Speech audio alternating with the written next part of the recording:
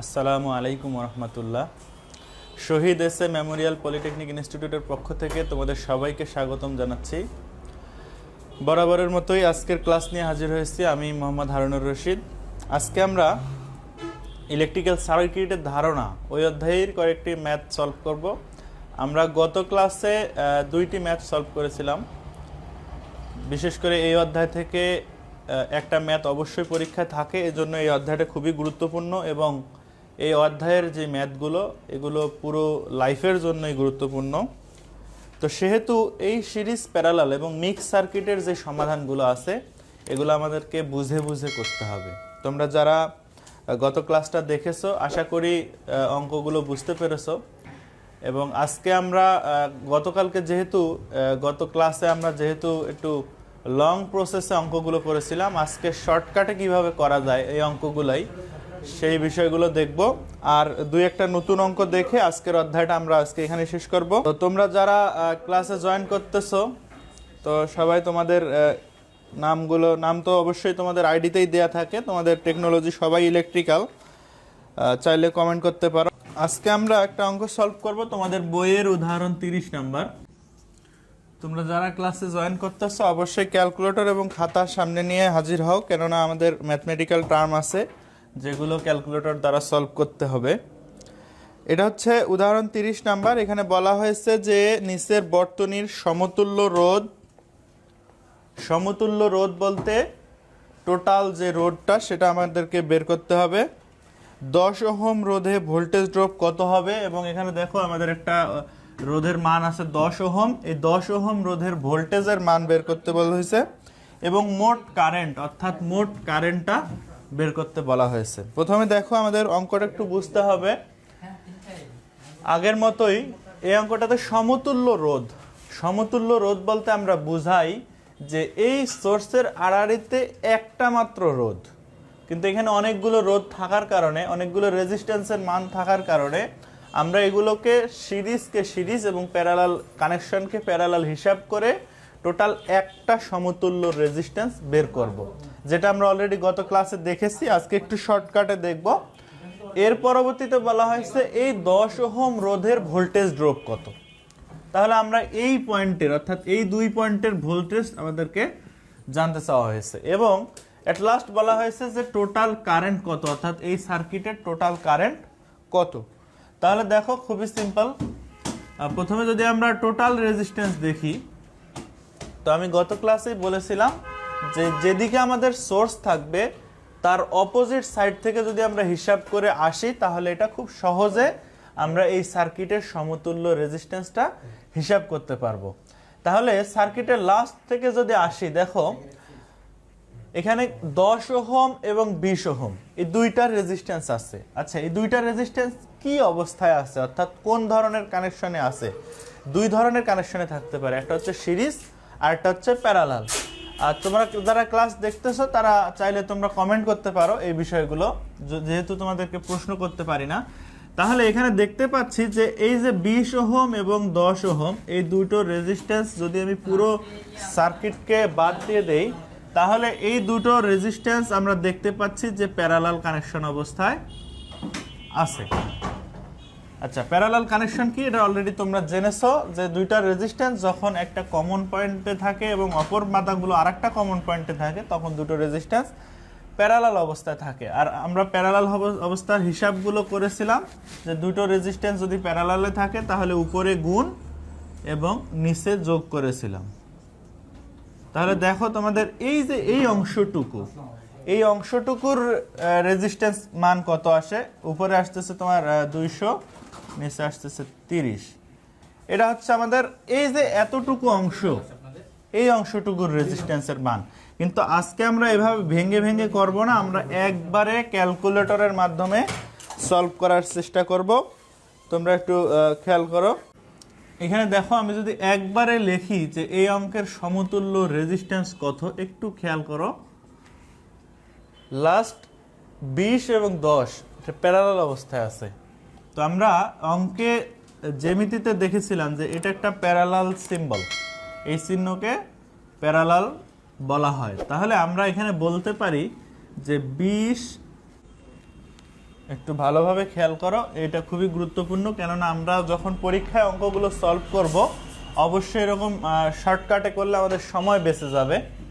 তাহলে এই যে আমরা 20 প্যারালাল 10 এটা হিসাব করলাম, বা হিসাব করিনি, জাস্ট লিখলাম, এটা একটা ব্র্যাকেটে আবদ্ধ করে দিলাম।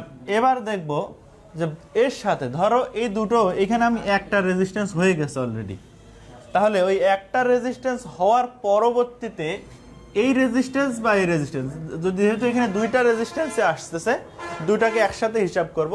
প্রথমে যদি দেখি এইটা কি অবস্থায় আছে, ধরো সাপোজ এখানে দুটো রেজিস্ট্যান্স মিলে একটা রেজিস্ট্যান্স হয়ে গেছে, তাহলে মান আমি ধরো জানি না, কিন্তু একটা রেজিস্ট্যান্স হলে তখন আমি একটু বিষয়টা এরকম হয়ে গেছে, আর এই রেজিস্ট্যান্সের মানটা হচ্ছে 20 প্যারালাল 10, মানে 20 আর প্যারালাল 10 হিসাব করে যা আসছে সেই মানটা হচ্ছে এটা। তাহলে দেখো তো এই রেজিস্ট্যান্স এবং এই দুইটা রেজিস্ট্যান্স এখন কি ধরনের কানেকশনে আছে? অবশ্যই এটা একটা সিরিজ কানেকশন, কেননা এটা একটা মাত্র কারেন্ট চলাচলের পথ আছে এবং এটাও এই রেজিস্ট্যান্সের সাথে সিরিজ অবস্থায় আছে, কেননা শুধুমাত্র একটা কারেন্ট চলাচলের পথ আছে। তাহলে আমরা বলতে পারি যে এই রেজিস্ট্যান্সের মান যোগ 2.5 যোগ 2.5। তাহলে দেখো খুব সহজে আমরা এখানে লিখলাম 2.5 যোগ 2.5, এটা হচ্ছে আমার টোটাল সমতুল্য রেজিস্ট্যান্স। এই অঙ্কের নিয়ম হচ্ছে পর্যায়ক্রমিকভাবে হিসাব করতে থাকা। যেমন আমরা ভেঙে ভেঙে যখন অঙ্কটা করেছিলাম, কি করেছিলাম, একটার পর একটা হিসাব করতে করতে আমরা লাস্ট অবস্থায় এসেছিলাম, ঠিক সেরকমই এখানেও তাই করতে হবে। এই যে 20 প্যারালাল 10, এটা আগে তোমরা ক্যালকুলেটরে সলভ করবা। ক্যালকুলেটরে সলভ করার দুইটা ওয়ে আছে।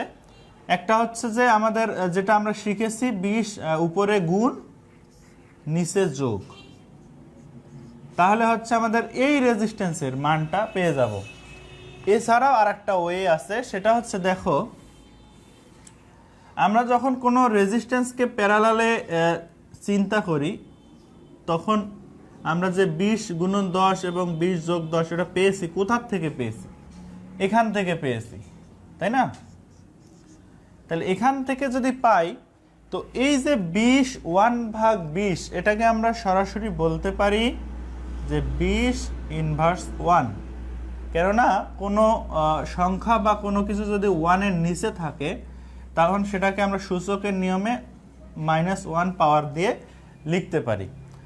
তো ঠিক সেমভাবে আমরা এখানে যোগ চিহ্ন দিয়ে এই 10কেও 10 ইনভার্স 1 এটা লিখতে পারি। আচ্ছা, আমাদের এদিকে দেখো 1/r, তাহলে আমাদের দরকার কি? শুধু r এর মান। তাহলে আমরা যদি এই পুরো জিনিসটাকে ঘুরাই দেই, তাহলে কি হবে দেখো, এই rটা উপরে আসবে। তাহলে r যদি উপরে নিয়ে আসি, এই মানটাকেও আমাকে কি করতে হবে? নিচে নিয়ে যাইতে হবে। তাহলে নিচে না নিয়ে গিয়ে আমি সরাসরি কি করতে পারি? -1 দিতে পারি, কেননা কোনো একটা জিনিস যদি নিচে আসে, তো 1-এর নিচে আসে, সেটাকে আমি কি করতে পারি? ইনভার্স 1 দিয়ে লিখতে পারি। যাই হোক, এটা হচ্ছে একটা শর্টকাট ওয়ে। তোমরা যারা হিসাব করতে চাও এভাবে, চাইলে এভাবে হিসাব করতে পারো যে 20 ইনভার্স 1, 10 ইনভার্স 1, টোটালটার উপরে ইনভার্স 1 দিলে আমাদের এই যে প্যারালাল হিসাবটুকু হয়ে যাবে। ঠিক আছে? তাহলে আমরা এভাবে করতেছি না, আমরা নর্মাল যে নিয়ম সেটা হিসাব করতেছি। দেখো তোমাদের বইয়ে হিসাব সরাসরি করা আছে যে 20 × 10 ডিভাইডেড বাই 20 যোগ 10, এটা হচ্ছে এই জায়গার হিসাব। এরপরে 2.5 এবং 2.5 যোগ করলে হয় আমাদের 5। তাহলে এটাকে তোমরা ক্যালকুলেটরে একটু সলভ করে দেখো, 200/30, এটার মান আসে হচ্ছে 6.67 যোগ 5। এরপরে হচ্ছে এটার টোটাল মান আসতেছে 11.67 এত ওহম। তাহলে দেখো খুব সহজেই আমরা কিন্তু সমতুল্য রেজিস্ট্যান্সটা বের করে ফেললাম। আচ্ছা, আমি তোমাদের কমেন্টগুলো একটু দেখতেছি। কামরুল ইসলাম শরীফ, ইলেকট্রিক্যাল টেকনোলজি, ধন্যবাদ। আবু রায়হান ইসলাম রুবেল, ইলেকট্রিক্যাল ডিপার্টমেন্ট, ওয়ালাইকুম আসসালাম। আচ্ছা, ঠিক আছে, তাহলে আমরা সামনের দিকে আগাই। আমরা প্রথম এই অঙ্কে 3টা টার্ম ছিল। একটা হচ্ছে টোটাল রেজিস্ট্যান্স কত, এরপরে বলা হয়েছে 10 ওহমের আড়াআড়িতে ভোল্টেজ কত, এবং আরেকটা বলা হয়েছে টোটাল কারেন্ট কত। তাহলে দেখো কোনো একটা সার্কিটের টোটাল রেজিস্ট্যান্স এবং টোটাল ভোল্টেজ জানা থাকলে আমরা টোটাল কারেন্টটাও খুব সহজেই বের করতে পারি। কিভাবে বের করতে পারি একটু দেখো, কেননা আমরা অলরেডি সূত্র পড়েছি কারেন্ট, ভোল্টেজ এবং রেজিস্ট্যান্সের সম্পর্ক থেকে পড়েছি। তাহলে মোট কারেন্ট ইকুয়াল, অর্থাৎ আই দ্বারা ডিনোট করা হয় কারেন্টকে, আই ইকুয়াল ভি ভাগ আর। তো যেহেতু মোট কারেন্ট আর টি টোটাল রেজিস্ট্যান্স, তাহলে এখানে দেখো আমাদের মোট ভোল্টেজ দেয়া আছে হচ্ছে 30 ভোল্টেজ এবং টোটাল রেজিস্ট্যান্স আমরা হিসাব করে পেয়েছি কত, 11.67। তাহলে 11.67 ওহম। তোমরা চাইলে এখানে একক দিতেও পারো, নাও দিতে পারো। এরপরে দেখো তাহলে এটাকে ভাগ করলে আমরা কিসের মান পেয়ে যাব, কারেন্টের মানটা পেয়ে যাব। তাহলে কারেন্টের মান দেখো তোমরা ভাগ করে কত আসে, এটা হচ্ছে 2.57 এত অ্যাম্পিয়ার। তাহলে আমরা টোটাল কারেন্টটা কত পেলাম, 2.57 অ্যাম্পিয়ার। তাহলে দেখো আমাদের দুইটা উত্তর হয়ে গেছে, একটা হচ্ছে মোট সমতুল্য রেজিস্ট্যান্স বা মোট সমতুল্য রোধ এবং মোট কারেন্ট। এরপরে আর একটা প্রশ্ন, সেটা হচ্ছে এই 10 ওহমের আড়াআড়িতে ভোল্টেজ বা 10 ওহমের ভোল্টেজ ড্রপ। তাহলে এখন আমরা 10 ওহমের ভোল্টেজ ড্রপটা কিভাবে বের করা যায় সেটা দেখব। এটা অলরেডি তোমরা তুলে নিয়েছো।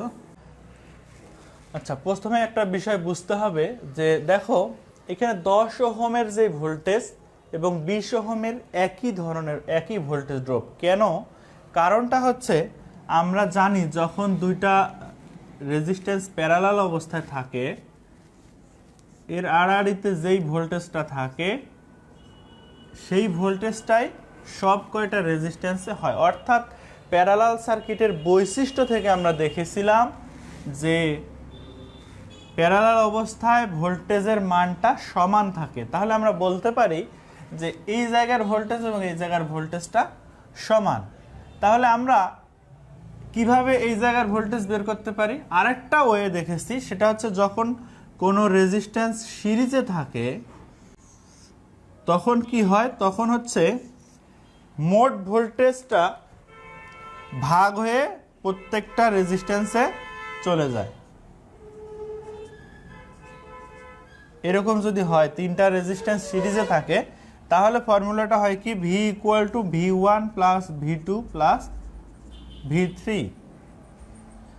তাহলে এখন দেখো আমরা এখানে সাপোজ এটাকে যদি V2 ধরি, তাহলে এই ভোল্টেজটাই আমাদেরকে বের করতে হবে। সরাসরি আমরা 30 ভোল্ট থেকে এই জায়গার ভোল্টেজ ড্রপ এবং এই জায়গার ভোল্টেজ ড্রপ বাদ দিলে এই জায়গার ভোল্টেজ ড্রপ পাবো।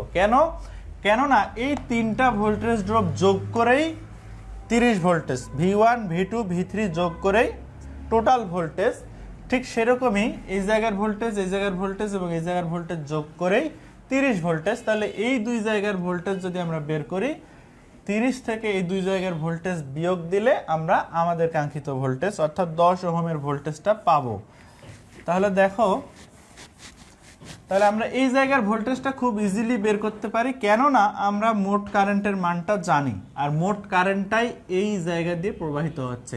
অর্থাৎ এই রেজিস্ট্যান্স এর মান হচ্ছে 2.5 এবং ওই রেজিস্ট্যান্সের প্রবাহিত কারেন্ট হচ্ছে 2.57। তাহলে ওই জায়গার ভোল্টেজ ড্রপ, অর্থাৎ ওইটাকে যদি আমরা V1 ধরি, তাহলে কি আসতেছে, V ইকুয়াল টু আমরা কি জানি, I ইন্টু আর। তাহলে I এর মান হচ্ছে আমাদের 2.57 ইন্টু আর এর মান হচ্ছে 2.5। এটা হচ্ছে এই জায়গার ভোল্টেজ। ঠিক সেম ভাবে যেহেতু এটা রেজিস্ট্যান্সের মানও সমান, তোমরা দেখো এই মোট কারেন্টটা এখান দিয়ে প্রবাহিত হচ্ছে, এখানে যে দুটো পথে ভাগ হয়ে আবার একত্র হয়ে আবার ফিরে আসতেছে। অর্থাৎ এই পথের কারেন্ট এবং এই পথের কারেন্টও সমান। তাহলে আমরা বলতে পারি যে এই জায়গার ভোল্টেজও হচ্ছে আমাদের এই ফর্মুলা দিয়ে আমরা বের করতে পারবো। তাহলে আমরা সরাসরি যদি এই জায়গার V10 ওহমের ওহম, অর্থাৎ বলতে পারি যে 10 ওহমের ভোল্টেজ ড্রপ 3। তোমরা সরাসরি এইভাবে করতে পারো। আরও একটা ওয়ে আছে যে ওই জায়গার কারেন্ট বের করে ভোল্টেজ বের করা, সেটা একটু কঠিন হবে। এজন্য আমরা যদি এই ফর্মুলা দিয়ে করি তাহলে খুব সহজেই ভোল্টেজটা পেয়ে যাব। তাহলে দেখো, টোটাল রেজিস্ট্যান্সের মানও আমরা বের করলাম, টোটাল কারেন্ট বের করলাম এবং 10 ওহমের ভোল্টেজ ড্রপটাও বের করলাম। এই ছিল মোটামুটি এই অঙ্ক।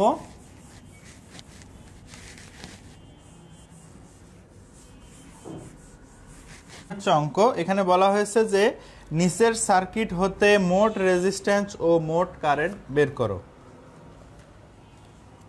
অর্থাৎ আমাদেরকে মোট রেজিস্ট্যান্স কত হবে এবং মোট কারেন্ট কত হবে এটা বের করতে বলা হয়েছে। তাহলে দেখো, প্রথম স্টেপটা হচ্ছে আমরা যেদিকে সোর্স থাকবে তার উল্টা দিক থেকে হিসাব করে আসব। এবার দেখো, প্রত্যেকটা অঙ্কে আমরা দেখি লাস্টে সিরিজ অথবা প্যারালাল আমরা সহজেই বুঝতে পারি, কিন্তু এখন এই যে 60 ওহম এবং 40 ওহম এটা কি অবস্থায় আছে, আমরা যদি এটাকে একটু বিশ্লেষণ করি তাহলে দেখো শুধু ওই অংশটা এরকম,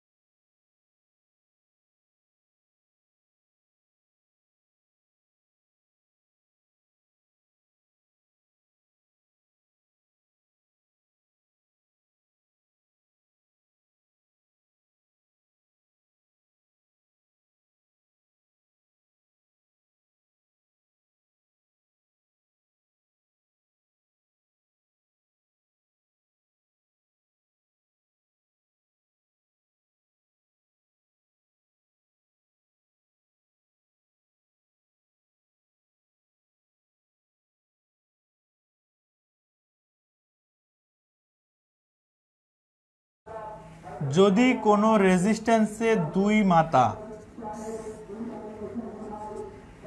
শর্ট পথ দ্বারা সংযোগ থাকে তখন ওই রেজিস্ট্যান্সকে ইগনোর করা হয়।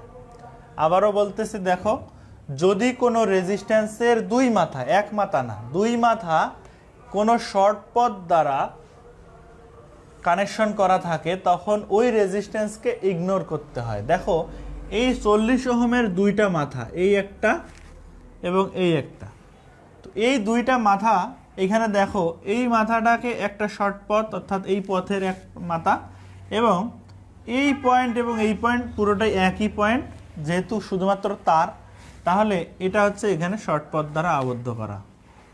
মূলত বিষয়টা এইরকমও তোমরা চিন্তা করতে পারো। তাহলে যদি এরকম হয় তখন এই 40 ওহমের রেজিস্ট্যান্সের মানটা আমরা ইগনোর করব।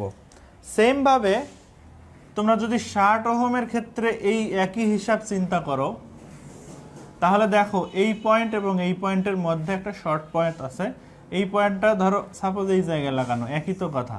তাহলে ঠিক সেমভাবে দেখো, দুইটি মাথা শর্ট পথ দ্বারা কানেকশন করা, সেহেতু এই দুইটার রেজিস্ট্যান্সই আমাদের হিসাবে আসবে না। তাহলে আমরা হিসাব করব কিভাবে দেখো, টোটাল রেজিস্ট্যান্স হিসাব করব। এই দুটো রেজিস্ট্যান্সের কোনো হিসাবই আসবে না, অর্থাৎ এই জায়গায় আমাদের কোনো রেজিস্ট্যান্সই নাই, জাস্ট এটা একটা পথ। তাহলে এখন দেখো এই 6 ওহম এবং 12 ওহম কি অবস্থায় আছে? নিশ্চয়ই প্যারালাল কানেকশন অবস্থায় আছে। কেননা আমরা যদি এটাকে একটু বিশ্লেষণ করে আঁকি, এরকম বিষয়টা দেখো, এই পথে 6 ওহম আছে এবং এই পথে 12 ওহম আছে। তাহলে আমরা বলতে পারি যে 6 ওহম এবং 12 ওহম প্যারালাল কানেকশনে আছে। তাহলে আমরা এখানে বলতে পারি 6 প্যারালাল 12। দেন এরপরে দেখো আমরা এই যে 6 এবং 12কে প্যারালাল করলাম, এরপরে 10 ওহম ওদের সাথে কি অবস্থায় আছে? অর্থাৎ এই টোটালটা একটা রেজিস্ট্যান্স হয়ে গেছে। টোটালটা একটা রেজিস্ট্যান্স হলে কি হবে? এই জায়গায় একটা রেজিস্ট্যান্স আসবে। তো আবারও দেখতেছি এই যে দুটো মিলে একটা হলো, এর সাথে এই 10 ওহমটাও প্যারালাল কানেকশনে আছে। কেননা দেখো এরকম বিষয়টা, তিনটা রেজিস্ট্যান্সকে যদি আমরা হিসাব করি, তাহলে তিনটা রেজিস্ট্যান্স এই অবস্থায় আছে, 10, 12 এবং 6। তাহলে আমরা বলতে পারি যে ওই 10 ওহমও এদের সাথে প্যারালাল অবস্থায় আছে। এরপরে এই তিনটা রেজিস্ট্যান্সকে যদি আমরা সমতুল্য রেজিস্ট্যান্স করি, তাহলে কয়টা রেজিস্ট্যান্স হবে? নিশ্চয়ই একটা রেজিস্ট্যান্স হবে, এই পয়েন্ট এবং এই পয়েন্টে। তাহলে একটা রেজিস্ট্যান্স যখন হবে, তখন সংযোগটা কিরকম হবে দেখো। আমরা যদি এই সার্কিটটা চিন্তা করি, তাহলে এই তিনটা মিলে আমাদের একটা রেজিস্ট্যান্স এবং এখানে একটা রেজিস্ট্যান্স আছে, যেটার মান হচ্ছে আমাদের 5 ওহম। এরপরেই হচ্ছে আমাদের সোর্স। তাহলে বলতে পারি যে এই দুটো রেজিস্ট্যান্স কি অবস্থায় আছে? সিরিজ অবস্থায় আছে। কেননা এখানে একটা পথ, তাহলে এটা যদি 5 হয়, আর এটা হচ্ছে আমাদের এই টোটাল হিসাব করে যে রেজিস্ট্যান্সটা আসলো সেটা 10, 12 এবং 6 প্যারালাল করে। তাহলে আমরা বলতে পারি সরাসরি এই রেজিস্ট্যান্সের সাথে এই 5 ওহম যোগ করে দিলেই আমরা টোটাল রেজিস্ট্যান্সটা পেয়ে যাব। তাহলে দেখো এটাও খুব সিম্পলি, সহজভাবেই সমাধান করা যায়। এখানে তোমরা চাইলে পর্যায়ক্রমিকভাবে আগের মতো হিসাব করে আসতে পারো, অথবা শর্টকাট হিসাবও করতে পারো। শর্টকাট হিসাবটা কীরকম বলেছিলাম যে যখন কোনো রেজিস্ট্যান্স প্যারালালে থাকে, তো সেটাকে ইনভার্স আকারে লেখা যায়। আচ্ছা, আমরা যদি ওইভাবে না করি, সাপোজ 6 এবং 12 প্রথমে আমরা প্যারালাল হিসাব করব, তাহলে কি হবে? 6 গুণ 12 আর নিচে হচ্ছে 6 যোগ 12, এর সাথে প্যারালাল অবস্থা 10, এটা এখন আমরা হিসাব করি নাই। এরপরে হচ্ছে 5। তাহলে দেখো এটা হিসাব করে কত আসে? 6, 12, 72 এবং নিচে হচ্ছে 6 যোগ 12। তোমরা একটু ক্যালকুলেটরে সলভ করতে পারো। এটা আস্তে আস্তে হচ্ছে 72 এবং এদিকে হচ্ছে 18। তাহলে আমরা পাইলাম এখানে কত? এদিকে প্যারালাল 10 এবং যোগ 5, তাহলে এটার মান আসলো কত? 9 প্যারালাল 10 যোগ 5। তাহলে আবার এই যে 9 এবং 10কে আমরা কি করব? প্যারালাল হিসাব করব। প্যারালাল হিসাব কিভাবে? উপরে গুণ, নিচে যোগ। তাহলে দেখো উপরে যদি আমরা গুণ করি, তাহলে কি আসতেছে? 9 গুণ 10 ডিভাইডেড বাই 9 যোগ 10, এর সাথে 5 যোগ আকারে আছে। তাহলে এটাকে আসতেছে দেখো 90 ভাগ 19 যোগ 5।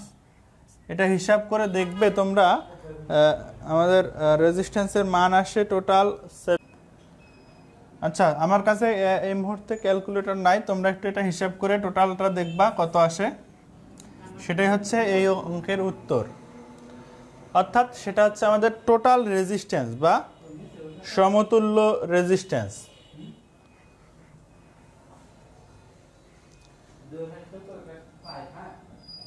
এর পরবর্তীতে বলা হয়েছে এই অঙ্কে আরেকটা, সেটা হচ্ছে মোট কারেন্ট বের করো।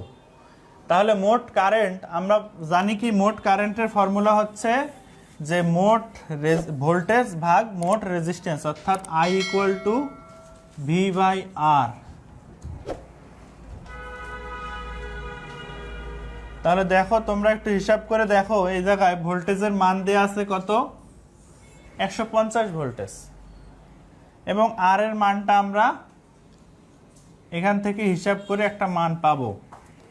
এই যে টোটাল এই তিনটা রেজিস্ট্যান্স প্যারালাল হিসাব করে এখান থেকে একটা মান পাবো, সেটা হচ্ছে 7.86। তাহলে এই আর এর মানটা আমরা বসাইতে পারবো কত? 7.86। তোমরা হিসাব করে দেখতে পারো, একটু পয়েন্টের এদিক ওদিক হতে পারে। তাহলে আমরা এই যে টোটাল কারেন্ট সেটাও কিন্তু পেয়ে গেলাম। এই অঙ্কে বলাই ছিল যে মোট কারেন্ট এবং মোট রেজিস্ট্যান্সের মান বের করো। এই ধরনের আরও অনেকগুলো অঙ্ক আছে, একটু ট্রিকিভাবে এভাবে সার্কিটে তোমাদের একটু প্যাচ দিয়ে পরীক্ষা আসতে পারে। তোমরা যদি বুঝতে পারো যে আসলে বিষয়গুলো কি, কেন এরকম, তাহলে পরীক্ষার খাতায় অবশ্যই পারবা। এটা ছিল পুরো অঙ্ক, বলা ছিল টোটাল রেজিস্ট্যান্স এবং টোটাল কারেন্ট বের করো। টোটাল রেজিস্ট্যান্সের মান হচ্ছে 7.86 এবং টোটাল কারেন্টের মান হচ্ছে 19.1 সামথিং এরকম, এটা এত অ্যাম্পিয়ার। এটা ছিল অঙ্ক। আমরা আরেকটা অঙ্ক সলভ করব, একটু সহজ নিয়মে সলভ করে এই অধ্যায়টা শেষ করে দেব।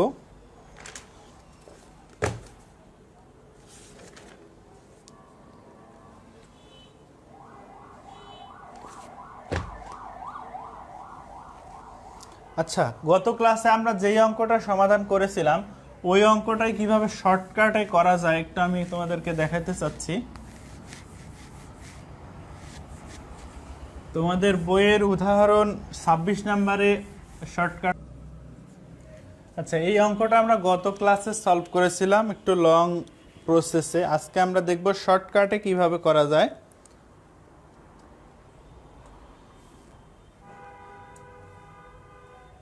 আচ্ছা, একজন তোমাদের মধ্যে কমেন্ট করেছো, আব্দুল সালাম স্যার, এটা কি অন্য নিয়মে করা যায়? আচ্ছা, আমি বুঝতে পারিনি কোন অঙ্কটা। লাস্ট যে অঙ্কটা ওটা হচ্ছে ওইভাবে করলেই খুব সহজভাবে করা যায়।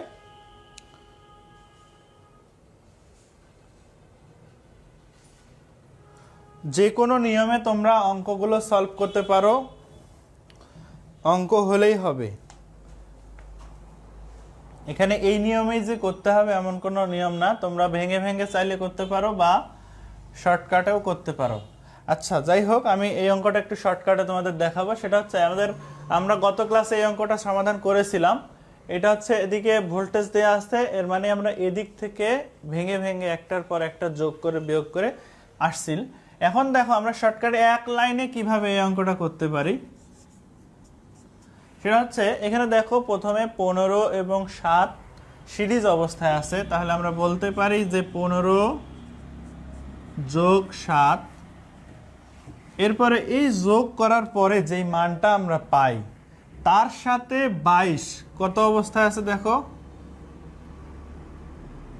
প্যারালাল অবস্থায় আছে।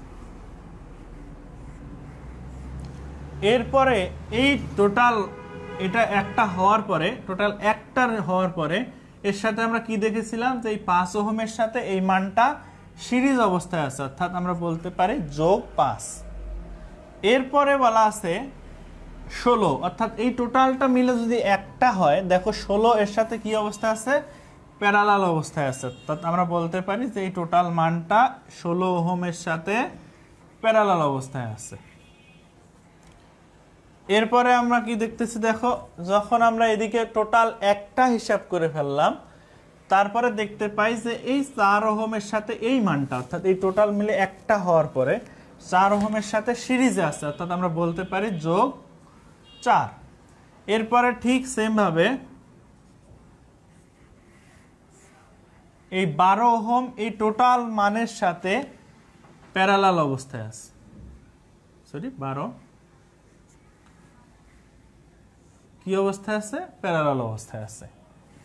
এর পরবর্তীতে দেখো এই 12 ওহম এবং এই টোটাল এই সবগুলো একটা করার পর আমি দেখেছিলাম যে 6 ওহমের সাথে এই মানটা সিরিজে আছে, তাহলে আমরা বলতে পারি যে যোগ 6। এটা হচ্ছে একবারে আমরা এই পুরো অঙ্কটাকে এক লাইনের মধ্যে নিয়ে আসলাম, অর্থাৎ এটাকে যদি আমরা এবং সলিউশন করি তাহলে টোটাল আমরা সমতুল্য রেজিস্ট্যান্সটা পেয়ে যাব। তাহলে কিভাবে আমরা লাস্টের থেকে হিসাব করে আসব, দেখো এই প্রথমে এটা যোগ করব, পরে প্যারালাল হিসাব করব, আবার যোগ করব, আবার প্যারালাল হিসাব করব, আবার যোগ, ঠিক সেম ভাবে আমরা প্রসিডিউরে আগাতে থাকবো।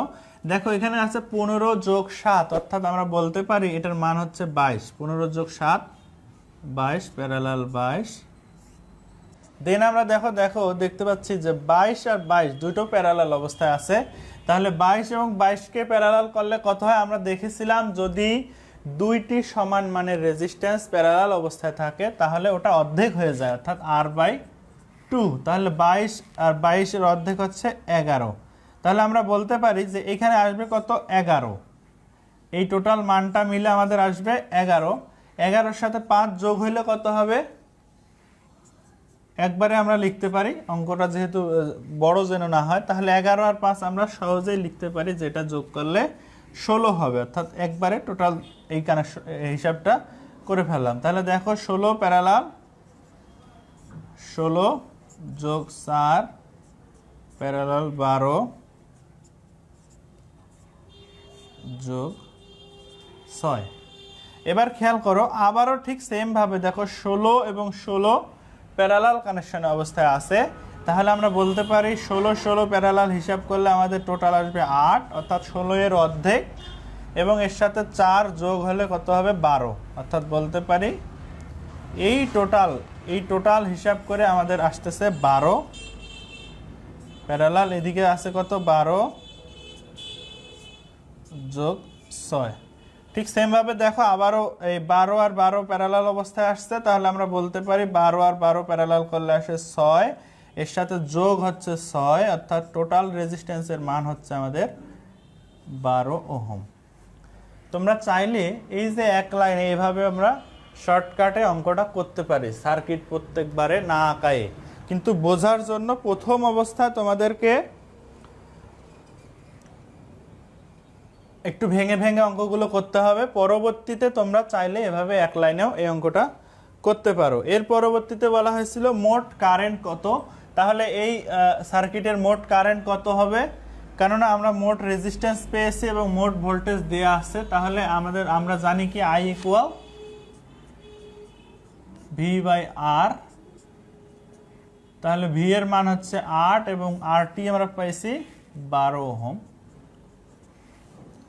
তাহলে এই যে এখান থেকে টোটাল আমরা পেয়েছিলাম কত, এত অ্যাম্পিয়ার, এটা হচ্ছে টোটাল কারেন্ট বা এই পথের কারেন্ট।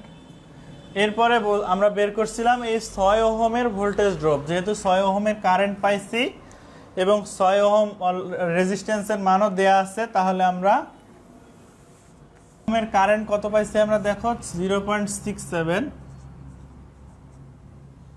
এবং রেজিস্ট্যান্সের মান হচ্ছে 6। তাহলে এটা যদি আমরা গুণ করি তাহলে আমরা কারেন্ট ভোল্টেজ ড্রপের মানটা পাবো, যেটা হচ্ছে আমাদের 4 ভোল্টেজ। এটা হচ্ছে উত্তর। যাই হোক, এই অঙ্ক নিয়ে আমি আর বেশি কিছু বলতেছি না, যেহেতু আমরা গত দিন এই অঙ্কটা সমাধান করেছিলাম, ঠিক একই অঙ্ক আজকে একটু শর্টকাটে সমাধান করলাম। মোটামুটি এই অধ্যায়ের সব ধরনের অঙ্ক আমাদের সলভ করা হয়ে গেছে। এরপরে যদি তোমাদের কোনো প্রবলেম বের হয়, তোমরা চাইলে এই ভিডিওগুলোর নিচে কমেন্ট করতে পারো যে আমাদের বইয়ের এত নাম্বার অঙ্ক করে দিলে ভালো হয়। আর তোমাদের আমি যে কয়েকটা অঙ্ক করাইছি এই কয়েকটা অঙ্ক মোটামুটি করতে হবে। আরও কয়েকটা অঙ্ক তোমাদের বইয়ে দেয়া আছে। তোমাদের বইয়ে উদাহরণ 34 নাম্বার, আমরা উদাহরণ 31 নাম্বার করেছি। সবই সিমিলার অঙ্ক, তোমরা যেগুলো দেখবা যে একটু বেশি বেশি বোর্ডে আসে, সবই একই ধরনের অঙ্ক। এই ধরনের অঙ্কগুলো একটু বাসায় সলভ করবে। আর এর পরের ক্লাসে আমরা চলে যাব হচ্ছে এর পরবর্তী অধ্যায়ে বৈদ্যুতিক পাওয়ার এবং এনার্জি সম্পর্কে ধারণা। আজকে মোটামুটি চতুর্থ অধ্যায় আজকে ক্লোজ করে দিচ্ছি।